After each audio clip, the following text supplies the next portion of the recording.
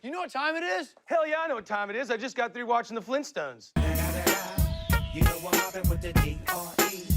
When you think about Gas Monkey Garage, what do you think? Classic cars, Miller Lite, and Richards Rawlings, of course. Most of us already know Richards Rawlings specializes in selling cars, but not in the way you would think. His niche centers around refurbishing and flipping vintage vehicles, including a classic 1930 Cadillac, a 1984 Corvette with a coppery paint job, a 1976 Tequila van, and 2 fire trucks. And these aren't just collector's items, they run too. Rawlings is advertised as the man with the eye for the deal, the eye for the car, the gift of gab, and the ability to make it happen. If you want to buy or sell a rare or old car, Rawlings is your guy. I just want to make a lot of money on it. Definitely gotta have this. I know Dennis wants this. He describes himself as a local guy building badass hot rods. Keep in mind that Rawlings is more of a businessman than a racer. It'll come up again later. But how did he develop such a good eye for vintage valuable cars? Hello and welcome back to TUNANOCRUST, where we serve up fresh information on the hottest things in the car TV world. If you're a fan of our channel, you know we go full throttle on shows like Street Outlaws, American Chopper, Diesel Brothers, and so much more. But today, we're going to look at a man from a different show that'll also rev you up. Richards Rawlings, the host of Discovery Channel's once hit show Fast and Loud. Who is he? How did he get his own show? And why is he now worth $18 million? We'll also dive into his personal family secrets. Rawlings grew up in Fort Worth, Texas, and was raised on auto shows. He has been buying cars since he was 14. That's before most people in the United States can drive. As if he had a natural affinity for fast, loud vehicles, Rawlings worked as a policeman, paramedic, and fireman before turning 21.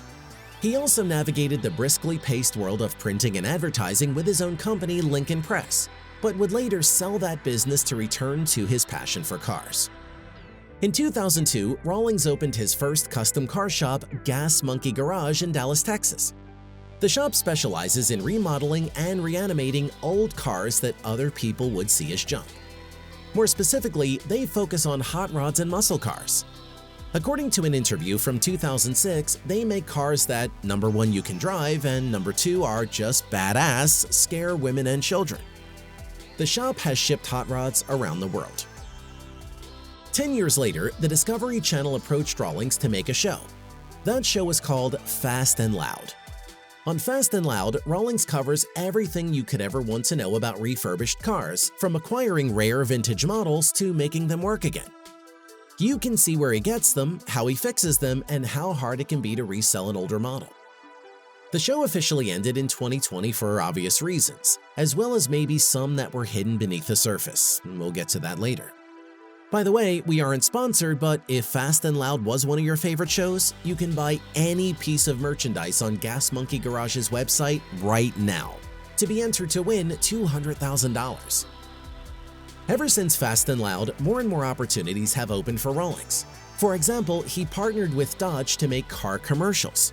Between 2014 and 2016, Rawlings set a school stage alight with rock show pyrotechnics, played a policeman with an 8-puppet partner, possibly a reference to his garage, and worked with David Hasselhoff on Muscle Car Beach.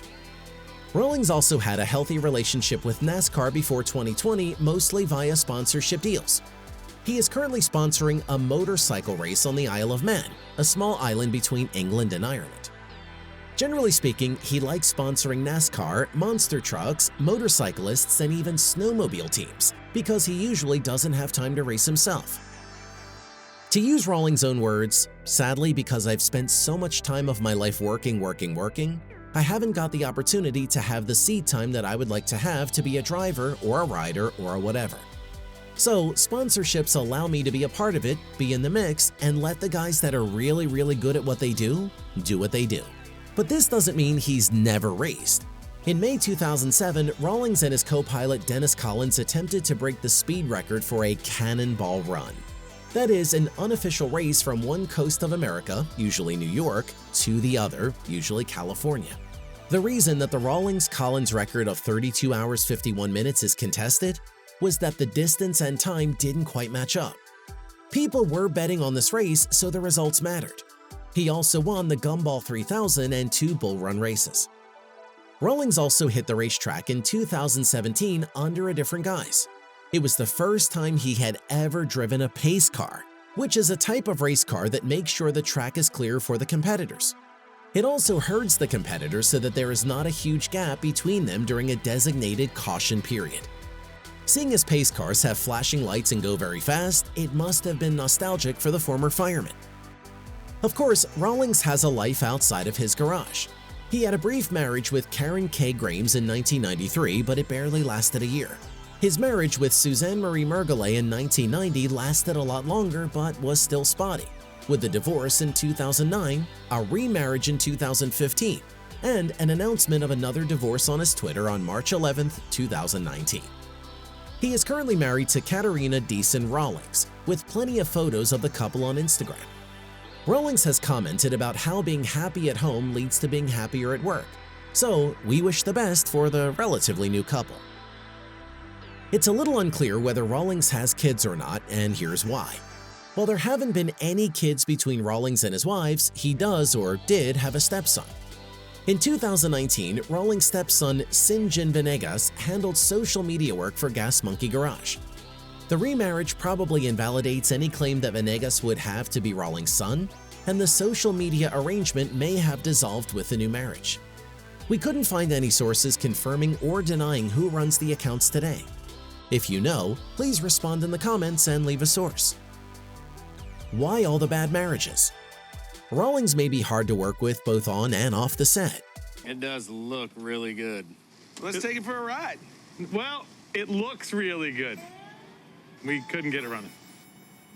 Oh, so you couldn't get the motor that was in the trunk back in the front of the car and get it? Well, how much money did you spend doing all this then? Well, you gave me $2,500, so I spent $2,521. Well, what's the 21 bucks for?